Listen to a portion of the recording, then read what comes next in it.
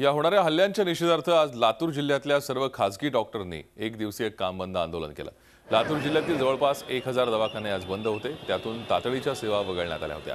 तर लातूर शहरात या घटनेच्या निषेधार्थ सर्व डॉक्टरांनी धरणं आंदोलन केलं। इंडियन मेडिकल असोसिएशन तर्फे काम बंद आंदोलन आणि धरणं आंदोलन करण्यात आलं। लातूर शहरातील गांधी चौकात करण्यात आलेल्या या धरणे आंदोलनात शहरातील बहुतांश नामांकित डॉक्टर्सनी आपली हजेरी लावली।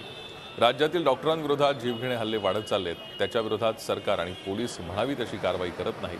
त्यामुळे महाराष्ट्र मेडिकल ॲक्ट 2010 सारख्या डॉक्टरांच्या संरक्षणार्थ असलेले कायदे करूनही डॉक्टरांविरोधातील हल्ले वाढत आहेत। त्यामुळे हे कायदे अधिक कडक करावेत अशी मागणी यावेळी करण्यात आली। दरम्यान डॉक्टरांच्या या एकदिवसीय संपामुळे जिल्ह्यातील सामान्य रुग्णांचे मोठे हाल झाले। आज समाजात जे डॉक्टरांविरोधात परिस्थिती निर्माण झाली आहे त्याच्या विरोधात एक लढा म्हणून आम्ही धरणे आंदोलन करत आहोत।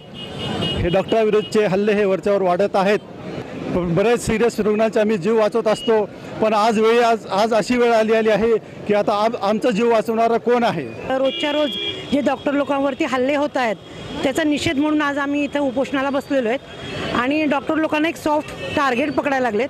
डॉक्टर लोक खूप कमवतात, लुटारू आहेत, गरज नसताना तपासण्या करतात, असं काहीही आरोप डॉक्टर लोकांवरती करून हा जे चाललंय प्रकरण सगळं हल्ला करण्याचं वगैरे त्याचा निषेध करतो आम्ही। आपल्या समाजात होणाऱ्या ह्या असहिष्णुतेबद्दल आम्हाला अत्यंत खेद आहे की जो पेशंटला वाचवण्यासाठी जो डॉक्टर दिवसरात्र धडपड करत असतो त्याच्यावर चुकीच्या कल्पना मनात धरून असे भ्याड हल्ले होतात। जेव्हा तो डॉक्टर हा काही मारामारी करणारा, हातात शस्त्र घेऊन येणारा माणूस नाही, पण त्याच्यावर नातेवाईकांनी हल्ला करणे, जीवघेणी मारहाण करणे, हॉस्पिटलचं नुकसान करणे हे शेवटी पेशंटनाच महाग पडणार आहे। या समाजासाठी ही अत्यंत वाईट घटना आहे।